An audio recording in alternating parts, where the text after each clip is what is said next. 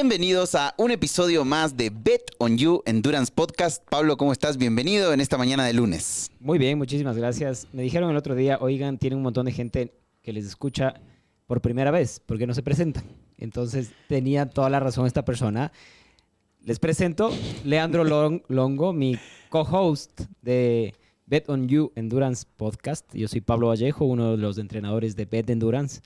Y ya les contaremos quién es nuestro invitado del día. Bueno, normalmente estos episodios tratamos de hacerlos todas las semanas. Los días lunes se están posteando, por eso siempre saludamos dándonos la bienvenida el lunes en la mañana, por más que hoy es otro día, cuando lo estamos grabando. Siempre buscamos darles temas que puedan aportar a la vida del deporte y a la vida misma en todo lo que hacemos y en todo lo que nos desempeñamos. Hoy tenemos un invitado que es la primera vez que está con nosotros, porque últimamente habíamos tenido invitados que por ahí eran la segunda ocasión que nos visitaban porque habían quedado temas pendientes, pero este es uno de los temas que nos habían preguntado bastantísimo y habíamos hablado mucho con comentarios que nos habían hecho, ¿verdad? De gente que nos había escrito. Además, para contarles, ahora ustedes saben que somos de Ecuador, a pesar de que nos escuchan de algunos países. De algunos. En Ecuador estamos viviendo momentos complejos, cortes en el siglo XXI, cortes de energía. Conversaba con un amigo europeo y me decía, a ver, no entiendo, no tienen luz, o sea, no puedes prender un foco. Me decía, no puedo. Y decía, no les cabía en la cabeza. No ¿ya? Entienden, claro. Y eso es un poco lo que pasa y puede pasar. Hace poco estuvimos de viaje en Sao Paulo, llegamos, cayó un rayo y nos quedamos casi 24 horas sin luz también. Y ellos, claro, se quejaban igual de que cada vez que llueve en Sao Paulo se quedan sin luz. Entonces son cosas que pasan en nuestras ciudades. Y últimamente ha estado muy complejo el manejo inclusive de las energías y emociones de la gente que recibe todos estos problemas. Entonces por eso se nos ocurrió con Leandro. Y ahora nuestro invitado les va a contar un poco más acerca de cómo manejar con esos problemas, cómo lidiar con esas situaciones. Justamente hoy vamos a hablar acerca de cómo enfrentar los problemas, o mejor dicho, cómo los problemas que solemos enfrentar a diario o cotidianamente en el deporte, sea en entrenamiento o sea en competencias, nos pueden ayudar a enfrentar los problemas que vivimos el día a día. Y para eso tenemos de invitado al psicólogo Noam. A ver, me vas a corregir, Noam, ¿ok? Es Dorfzaun. Sí, perfecto. Dorfzaun, lo dije bien, muy bien. Noam Dorfzaun es psicólogo experto en resiliencia mental y en deportes de alto rendimiento. Es un poco la información que investigamos de Noam antes de invitarlo. Y el primer tema que queremos tocar con Pablo es básicamente el tema de la resiliencia mental y el deporte, ¿verdad? ¿Por qué es tan crucial para el deportista la resiliencia? Bueno, primero, muchas gracias por invitarme. Es un gusto estar aquí, poder hablar de estos temas que, como bien dices, Pablo, en estos momentos que estamos pasando, son cruciales para que la gente entienda cómo manejar mis emociones, cómo manejar estas situaciones que se nos presentan. Y quiero empezar diciendo eso. No me gusta llamar a las situaciones problemas. Perfecto. Yo les llamo situaciones. ¿Por qué? Porque estamos viviendo nuestro día a día y nos estamos enfrentando a diferentes situaciones. A veces nos va bien, a veces no nos va tan bien. Pero, sin embargo, estas situaciones que nos dan directrices para cómo vamos a manejar nuestra vida, ¿verdad? Y de ahí viene lo que es la resiliencia, que es nuestra capacidad para superar estas situaciones, ¿verdad? Entonces, estas situaciones nos van a jugar en contra, nos van a poner a prueba, nos van a presentar desafíos y nosotros tenemos que demostrar cuál es nuestra capacidad.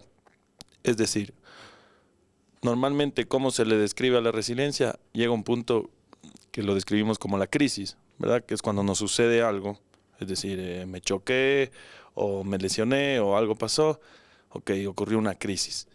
De ahí es un gráfico, ¿no? Y yo bajo, ¿verdad? Caigo en la crisis. Y de ahí empieza lo que llamamos la resiliencia, que es o me quedo en ese punto, ¿verdad? No hago nada al respecto, me quedo ahí, o me voy más abajo, o sea, o me hundo por lo que me acaba de pasar, o saco esta fuerza, que es lo que le llamamos la resiliencia, para levantarme y hasta nivelar en lo que estaba o hasta llegar a superar donde estaba, ¿verdad? Entonces, esto es importante tomar en cuenta porque nos va a ayudar a manejar toda esta conversación. Creo que va a ser la base de la conversación, porque uno decide, Uno decide si se cae, uno decide si se levanta. Y en base a las situaciones que se nos presentan, tenemos que ir manejándolas. Ahora, me imagino que existen diferentes estrategias, métodos, para manejar lo que es la resiliencia mental como término, digamos, ¿no? Y ¿cuáles son algunas de estas estrategias o cuáles son las más efectivas que podríamos decir como para fortalecer la resiliencia mental en en los atletas, pero que a la vez estas se puedan aplicar fuera del deporte? Ya, entonces, una que creo que es fundamental y va más allá de solo la resiliencia es la confianza, o sea, y el generar autoconfianza. Entender que si bien tengo gente que me apoya y en mis entrenadores y tengo un equipo detrás a veces, el que me va a sacar de ahí soy yo. O sea, nadie va a responder por mí en el momento de la crisis, nadie va a responder por mí en el momento en que me cuesta más. Entonces, ¿qué es lo primero que uno debe tener? Es autoconfianza, la capacidad de darse esta confianza. ¿Cómo me lo doy? Muy fácil, a través del autodiálogo, ¿verdad? No lo tomamos muy en cuenta, pero el ser humano se autodialoga consigo mismo de una forma bien negativa. Normalmente. Ajá. Normalmente, ¿verdad? Entonces, ¿cuál es la idea? De forma consciente tratar de emular eso de una forma positiva. O sea, si puedo gastar tanta energía hablándome en negativo, ¿por qué no puedo cambiar el mindset y decir, ok, puedo también hablarme en positivo? Y eso pasa mucho en el deporte, ¿no? O sea, se ha visto, hoy en la mañana conversaba con 3 ciclistas que hace poco corrieron la Vuelta al Ecuador. 3 de los 5 primeros son primero amigos y pupilos ya durante algunos años. Y claro, hablaban de la importancia del convencerte de que sí puedes con el autodiálogo. Uh-huh. Siempre hay uno que está más fuerte, un líder o algo así, pero el que ayuda, además, tiene que convencerse de que tiene que ayudar, primero ayudándose él, es decir, a ver, sí puedo colaborarle en esta etapa o en esta fase a quien sabemos que está punteando la carrera. Y es clave justo ese autodiálogo. Sin eso, o sea, tuvieron un compañero que estaba probablemente mucho más fuerte que ellos, que por un autodiálogo tan negativo perdió una ventaja de más de 10 minutos que llevaba. Con eso les digo todo. Entonces es bien importante. Ahora, yo recién justo también estuve en una carrera, ¿no? Y justo antes de entrar al agua, porque es un triatlón, No hace otra cosa que Sí. no sean triatlones. O sea, Pero- el señor no puede meterse en una carrera de 10 kilómetros Pero de este- trote, pero este no fue el puede último. meterse a una de montaña. No puede, tiene que ser triatlón. No Pero este fue el existe último. otro deporte Ya, para el señor de hecho, le Longo. mandé un mensaje a Pablo al WhatsApp y le dije, no vuelvo a hacer un triatlón. Eso dicen todo siempre y luego luego después ya estará está. buscando otro. Pero me llamó mucho la atención ver bastantes atletas sentados en el piso, casi que meditando, pero haciendo respiración. O sea, haciendo respiraciones profundas. Y yo nunca me voy a olvidar una de las indicaciones que me dio mi entrenador ante una de las carreras, que fue el tema de visualizar. O sea, como que visualiza lo que quieres que suceda. Visualiza qué es lo que estás esperando. Cómo te ves cruzando esa meta, cómo te ves. Y además del diálogo, ¿no? Que decía el psicólogo, el Noam, el día de hoy, el tema de visualizarse, a mí me ha pasado que cuando no te visualizas de la manera correcta, las cosas no pasan como esperabas que sucedan. Entonces no es solo hablarse a ¿Qué uno tan mismo, estrecha es esa conversación entre el diálogo y la visualización?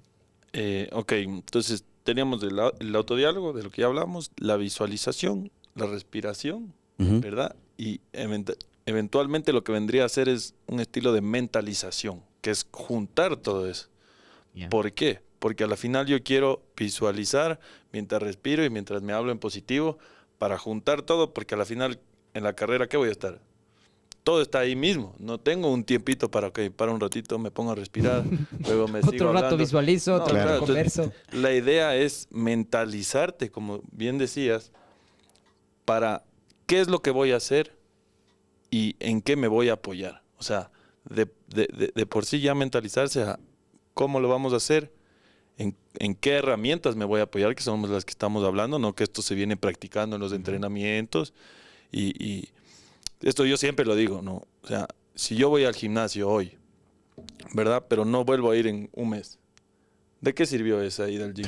Ya, De nada, ¿verdad? Es lo mismo con esto. O sea, si yo entreno una vez al mes estas habilidades o herramientas mentales, en el momento de la carrera no me van a servir de nada. Claro, Y ahí no, es cuando no te van entra- a surgir, digamos, Exacto, no es un automáticamente, momento de, que- uy, soy un genio, ya me hablo en autodiálogo un segundo, ya está. No, o sea, son cosas que tengo que Un tema de practicar repetición. todos los días y entrenarle a mi mente a pensar de esa manera de forma consciente. Porque eso es lo que queremos, de forma consciente activar esta mentalidad positiva. Porque cuando más me cueste, toma, me inyecto ahí mi autoconfianza. Entonces, eso es un poco la idea para responder tu pregunta, ¿no? De juntar todo. Es eventualmente creando un deportista que está apto para manejar con diferentes herramientas al mismo tiempo cualquier tipo de situación. Perfecto. Quedó clarísimo, creo. Ujú. Verás, la presión y el fracaso son súper comunes en el deporte. El fracaso, llamémosle al No logré lo que resultado. quería. Exacto, Exacto. al que no logré el resultado esperado, que puede ser clasificar a una maratón de Boston, que puede ser, en muchos casos, una posición, que puede ser mi propio PR, mi propio récord Ya. personal. Trabajé 6 meses para eso y no lo logré. ¿Cómo podemos transformar esos momentos en oportunidades como que de aprendizaje? Porque hay veces gente que bloquea y se quedó ahí.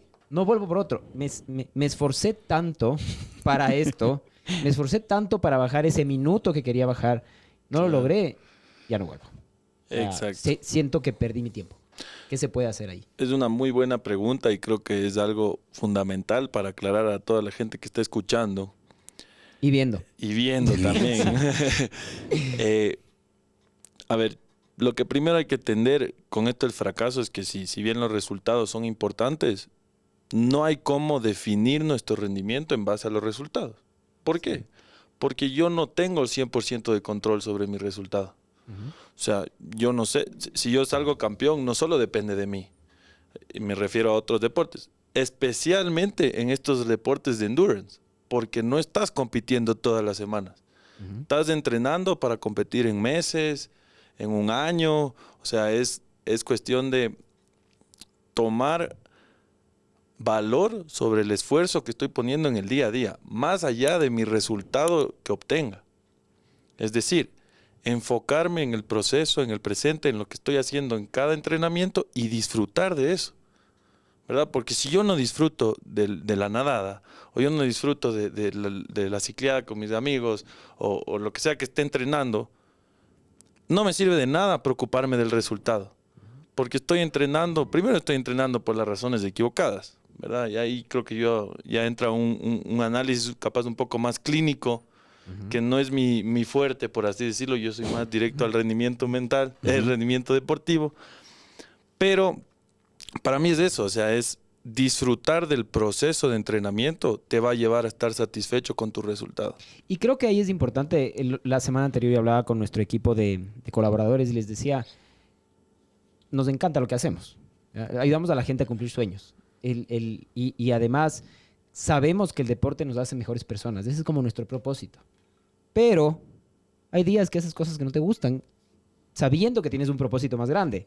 El tema de finanzas, el tema de impuestos, el tema de la parte operativa del negocio, ya vemos, no son cosas que a uno le encante. Yo prefiero estar comunicado con mis atletas y haciendo planes de entrenamiento.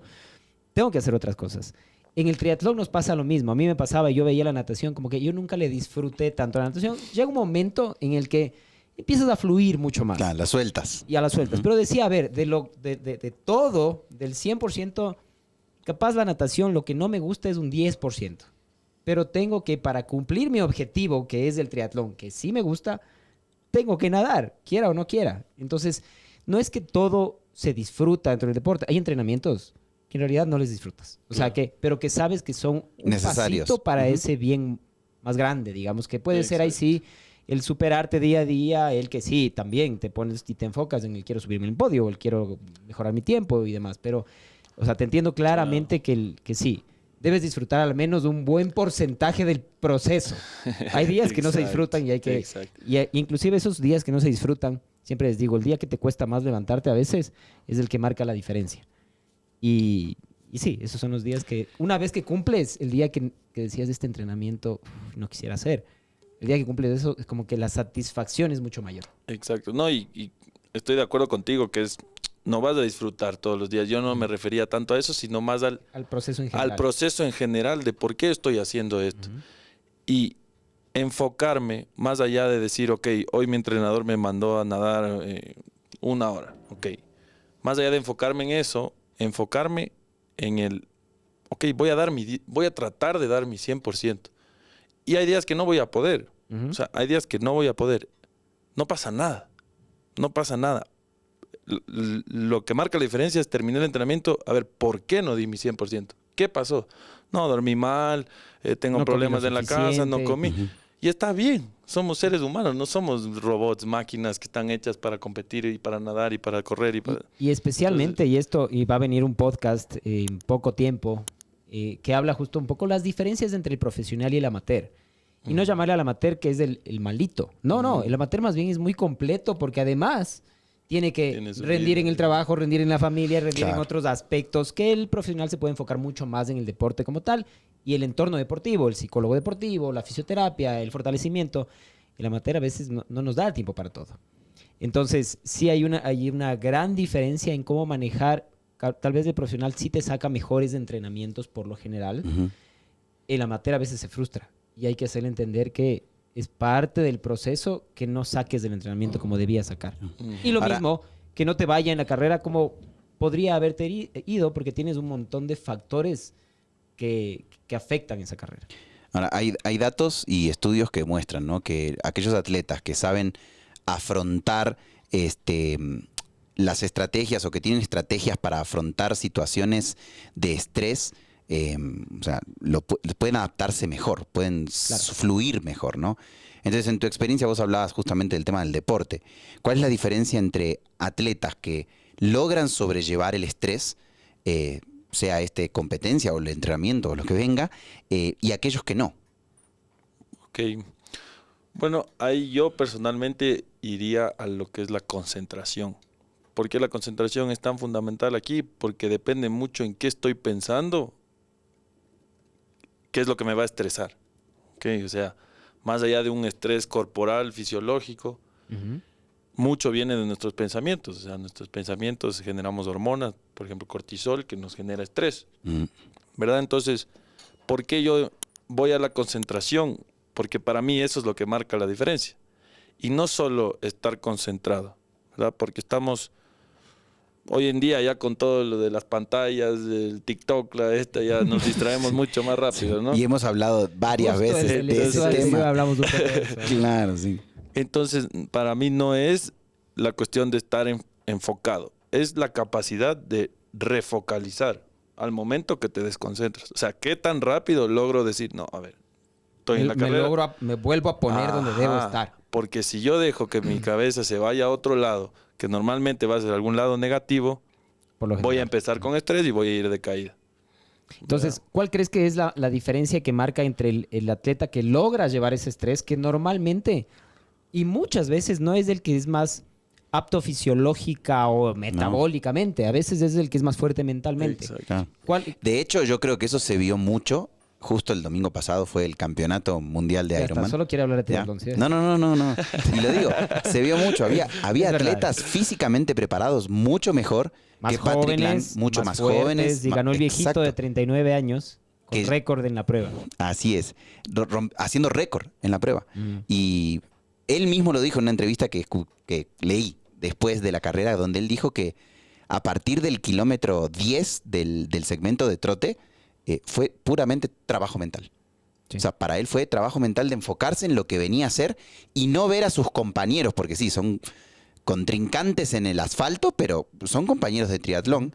Y él decía, y el no concentrarse en ver cómo sus compañeros perdían físicamente sobre la prueba, ¿no? Entonces, ¿cuál es esa diferencia, como dice Pablo? Creo que justo ahí tú mismo lo dijiste, ¿no? O sea, estar concentrado en lo que estoy haciendo, en lo que yo debo hacer y más allá de todo lo que está sucediendo a mi alrededor para mantenerme enfocado en todo lo que hablábamos del proceso, ¿verdad? Todo lo que vine disfrutando de mi entrenamiento para este momento. Hoy solo llegué a enfocarme y a terminarlo, ¿verdad? Hoy es el momento para terminar.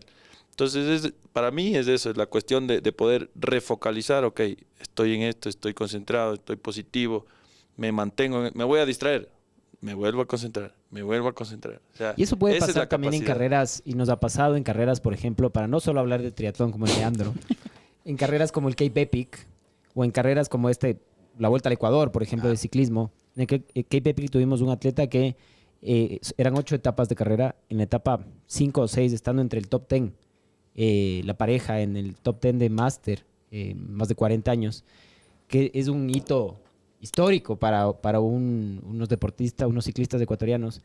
Le cayó muy mal algo en el estómago, pero muy mal. O sea, lo más fácil, estaba tan mal que lo más fácil era decir, ya estas 2 últimas etapas Ahí quedan. no las hago. Claro. O 3 últimas etapas no las hago.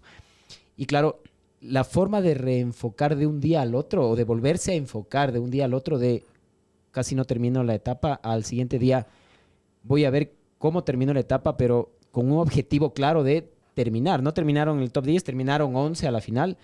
Esas últimas 3 etapas con una intoxicación del carajo, que lo único que tomaba era Coca-Cola porque no le entraba nada más.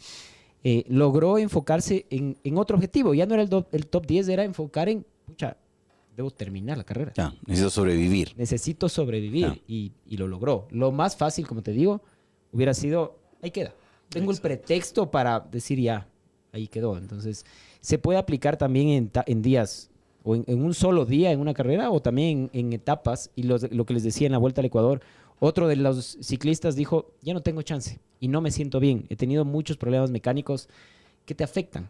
O sea, porque te toca cambiar de bicicleta, volver a agarrar el pelotón, quedarte solo, trabajar solito, que llegas al pelotón y te vuelven a atacar. Entonces, mentalmente te van drenando.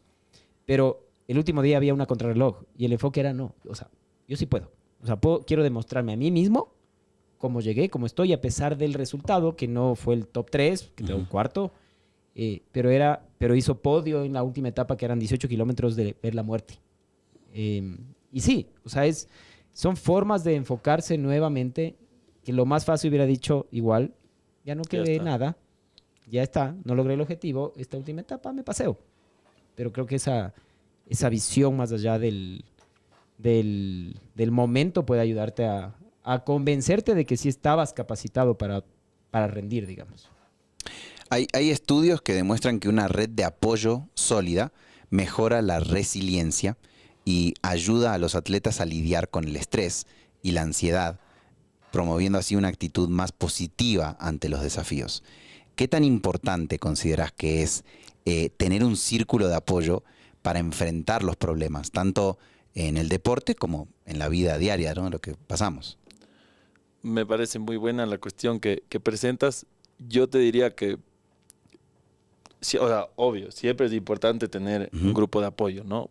Pero para mí el momento más importante es en la adolescencia, porque es cuando estamos, no solo con el deporte, ¿no? Estamos aprendiendo sobre el mundo, estamos entendiéndonos a nosotros mismos, y es cuando más apoyo incondicional necesitamos. O sea, no apoyo en base a resultados, porque hay muchos papás, mamás, tíos, abuelos que, por ejemplo, hablemos del fútbol, ya que es algo un deporte muy famoso aquí. No, que cuántos goles metiste, que cómo fue, que cuánto jugaste. O qué puesto llegaste. O qué cuando puesto corriste llegaste, algo. o esto, La no, típica pero ¿y por qué pregunta, te- ¿no? Llegué a corriste la maratón. 8.528. ¿Para qué ¿Verdad? corres? Entonces, yo por eso digo apoyo incondicional, o sea, apoyo de que no importa que estamos aquí, y eso te va a ayudar a generar la resiliencia de la que Oye, hablamos. pero ¿y qué pasa si es que tuviste una niñez, juventud, y en muchos casos de algunos de nuestros atletas amateurs que entiendan con nosotros, ni siquiera tuvieron una experiencia deportiva en su juventud y niñez? Y ahora, porque les dijeron que se van a envejecer más rápido, porque están gordos o porque están enfermos, empezaron a hacer deporte después de muchos años de haberse descuidado. ¿Qué red ellos necesitan como para...? Porque hay muchos de estos que además son muy buenos y que en poco tiempo se han puesto muy bien y tienen objetivos ya bien interesantes. Entonces, ¿qué red de apoyo ellos? Bueno, importantísimo buscar? con quién te rodeas, con quién entrenas. Por ejemplo, cuál es el mindset de la gente con la que entrena, porque puede llegar a ser, no sé si tóxica es la palabra, pero puede llegar a ser Puede llegar. Conflictivo, ¿verdad? Con mis propios intereses, porque a alguien le puede ir mejor, a alguien le puede ir peor, a alguien puede ser más fuerte, más rápido, más... Sí, y ahí hemos Entonces me hablado empiezo también a comparar, las comparaciones, me justamente. empiezo a que no es comparar y eso ideal. no es bueno, ¿no? Porque a la final, justo en estos deportes de endurance estoy haciendo por mí, ¿verdad? O sea, me quiero batir a mí, mi personal record. Obviamente quiero ir escalando, depende ya de los objetivos de cada uno, pero la idea es competir contigo mismo, porque es tu cuerpo, es tu mente, es tu forma de competir, ¿verdad? Oye, y ahí, para que complementes más bien la respuesta, te voy a preguntar, ¿y cómo ahí la inteligencia emocional ayuda a mantenerte o enfocado o a no a irte por este tipo por las ramas, que normalmente es la comparación? Ah, o la distracción también, que hablábamos de las redes. Y a veces las redes y las redes te hace a veces compararte más aún. Entonces esa termina siendo una distracción muy, muy heavy para los deportistas. Sí, no, y ahora que hablas de la inteligencia emocional, podríamos centrarnos un poco en qué son las emociones. Hay algo importantísimo entender de las emociones, es que son momentáneas. O sea, yo una emoción la siento en ese momento. Va a pasar, ¿verdad? ¿Qué pasa? Que a veces nos agarramos de esas emociones y las volvemos sentimientos, que ya es algo consciente que yo estoy pensando. Entonces, cuando más sepamos apreciar las emociones que sentimos en esos momentos, más vamos a poder, primero, claro, como digo, aceptarlas, entenderlas, ok, me siento de esta manera, o la emoción que me golpea es de esta manera, pero sea positiva o negativa. sea positiva o negativa, lo que sea, o sea, la siento, la aprecio y sigo, ¿verdad? Me permite seguir el no estancarla en mí como un sentimiento, de decir, me quedé ahí frustrado, me quedé enojado.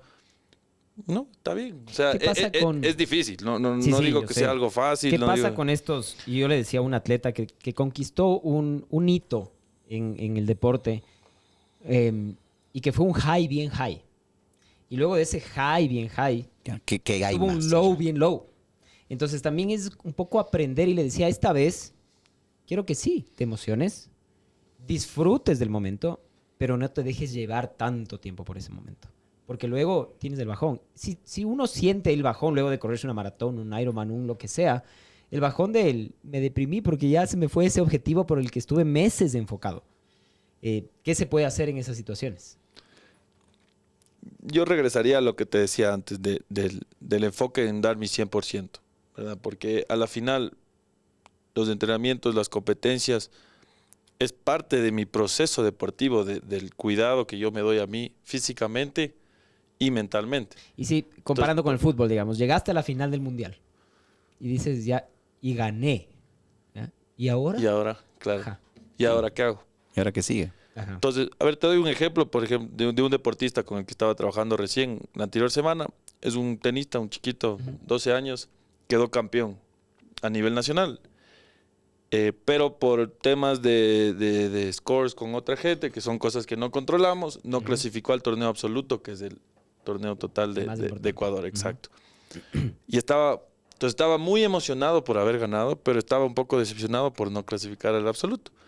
Y lo que hicimos fue desmoronar todo eso, o sea, este torneo, el otro torneo, y enfocarte en tu proceso. O sea, tienes 12 años, acabas de ganar un torneo nacional, fue tu último torneo en tu categoría, ahora vas a subir de categoría.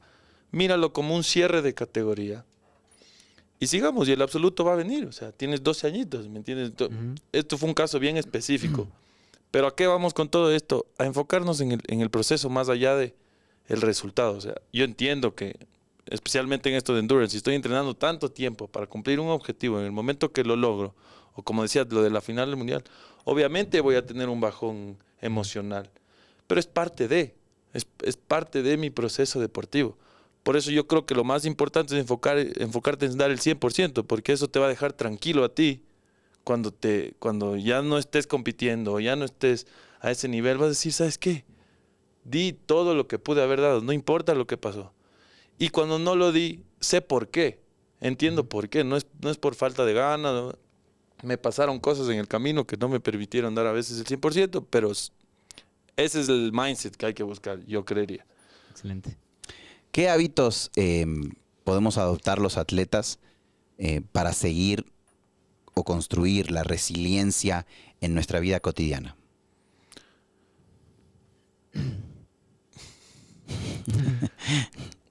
O sea, en verdad creo que de por sí solo tener una vida saludable ya ayuda, ¿verdad?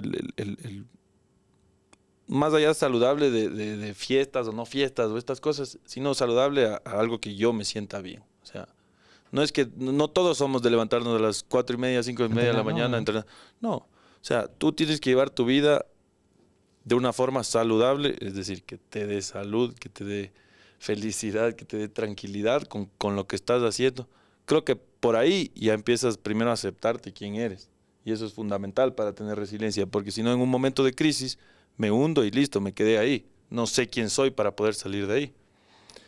Y creo que volvería a lo de la confianza. O sea, no quiero poner énfasis en eso porque para mí es el pilar que todo ¿Y el crees que mundo la debe confianza entender. se puede ir construyendo poco a poco? Porque tenemos Es atletas que así. a pesar de ser campeones, que a pesar de tener unos rendimientos increíbles, fácilmente te puedes dar cuenta que les falta esa autoconfianza. Es más, por eso Claro. es bet on you, porque nosotros nos hemos dado cuenta que confiamos más en los atletas que ellos mismos en sí. Y pasa. Entonces es trabajar justamente estos pensamientos, pensamientos positivos, el enfocarse, el visualizar constantemente. ¿Crees que puede ayudar en mejorar, como que, no sé si llamarla autoestima, pero esa autoconfianza? 100%. O sea, ahí capaz especificaría hacer todo esto en base a sentimientos o cosas nuestras reales. O sea, es decir, yo porque juegue fútbol con mis amigos no me voy a empezar a visualizar ganándome un mundial. O si estoy recién empezando Sí, obvio. a montar bici, no me voy a estar ya visualizando haciendo un logro loquísimo hice un Ironman completo. O sea, es en base a lo que estás haciendo de la forma más real y específica posible. O Y sea, lo que estás si yo viviendo me en doy esos confianza a momentos. mí, no es que solo me doy confianza falsa de, eres el mejor, dale, si puedes. Sino es de verdad encontrar cosas internas tuyas que generen confianza y apoyarte en eso. Excelente. Bueno, definitivamente uno de los insights con los que me voy es el tema de generar confianza y la autoconversación.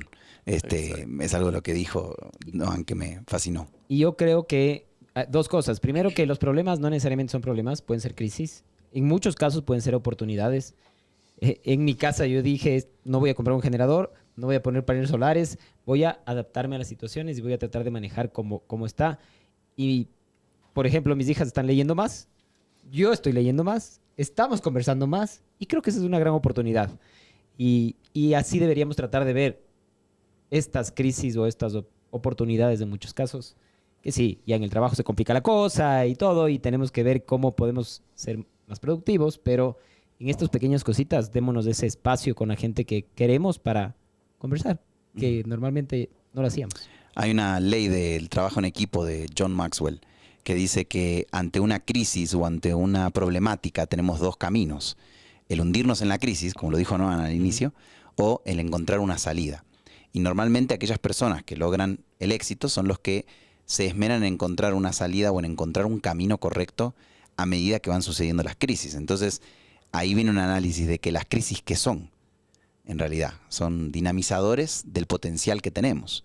Entonces, una crisis puede llegar a demostrar muchísimas cosas que no teníamos en mente o que no pensábamos en algún momento enfrentar.